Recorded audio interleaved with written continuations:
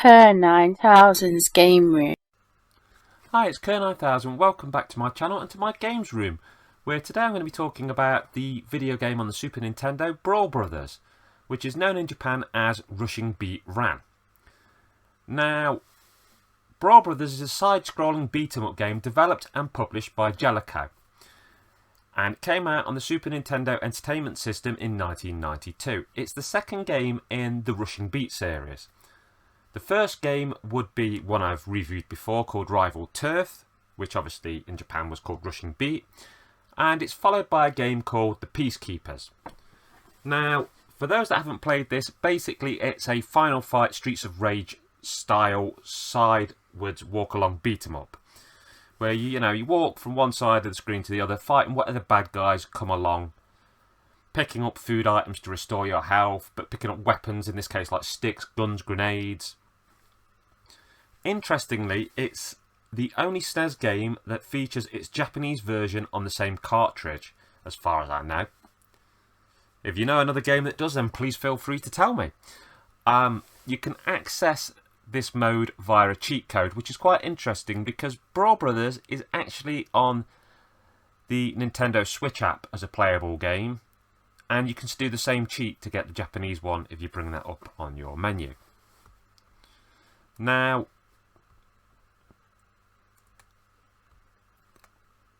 when I reviewed Rival Turf, it was a long time ago, so if you want to know about that, check that out, but I'm kind of reviewing this one without reflecting back too much on that. Jellicoe released several beat-em-ups on the SNES, and I've never really sat down and played one after another, so I'm just going to treat them all as individual games while letting you know that they belong to a series. I suppose the first thing to talk about in a beat-em-up is what characters you've got. Well, you've got Hack, otherwise known as Rick Norton, who's the street brawler. He was in Rival Turf, and he's your sort of middle-of-the-road character, I'd say. Then you've got Slash, also called Douglas Build, who's the police officer, who's the sort of stockier one. But then you've got new characters that weren't in the previous game. You've got Lord J, a judo master, who's slow and lumbering, but he's got powerful throws. You've got Kassan the ninja, who's very quick.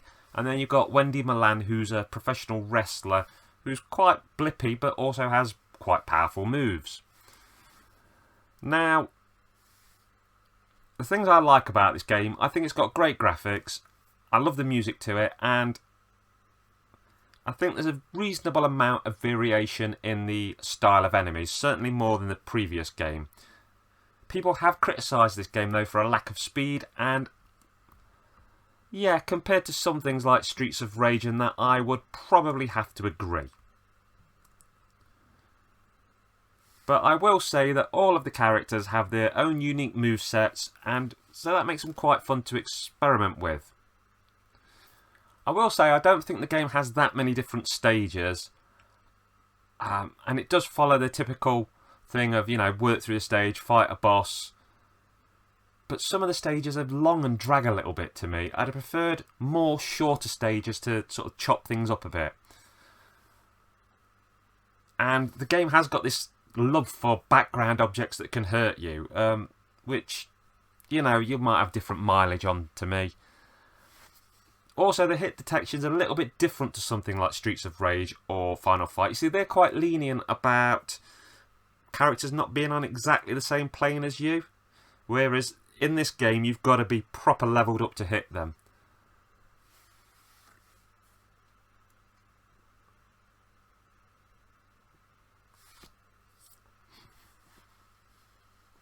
Something that's interesting is that you can pick up health items and carry them around and use them a little bit later, which I like to see changes and differences in games like this, because they do have the risk of all being sort of quite cookie cutter, following the same sort of rough, travel left to right, battering everyone gameplay. So it's nice to see changes and additions. I do think this is a big step up from the last game, and I think I'd give it a 7 out of 10.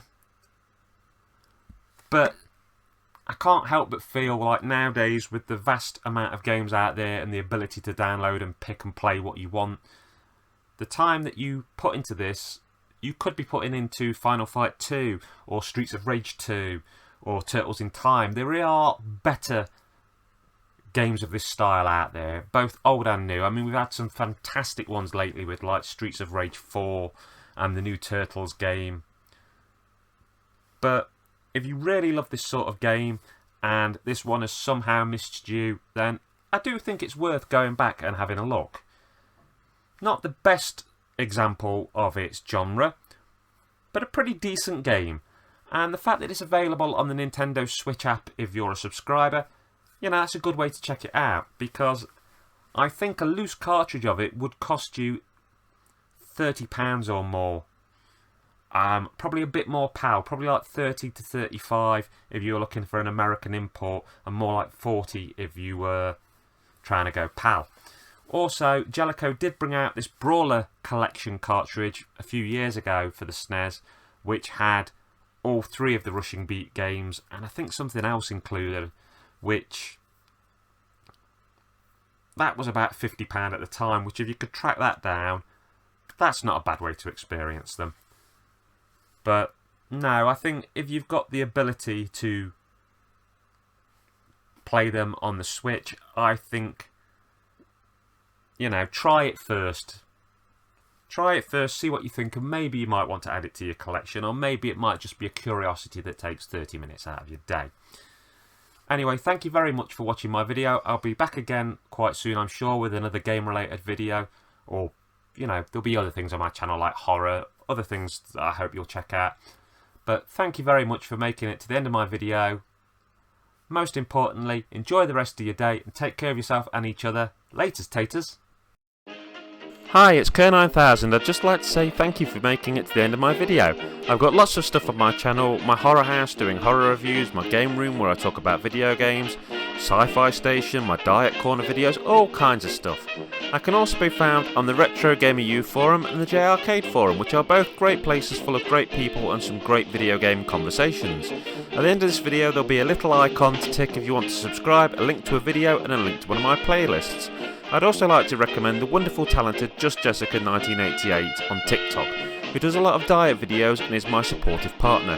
Thank you once again for watching my video, and particularly if you follow me, thank you for all of your support. Have a great rest of your day.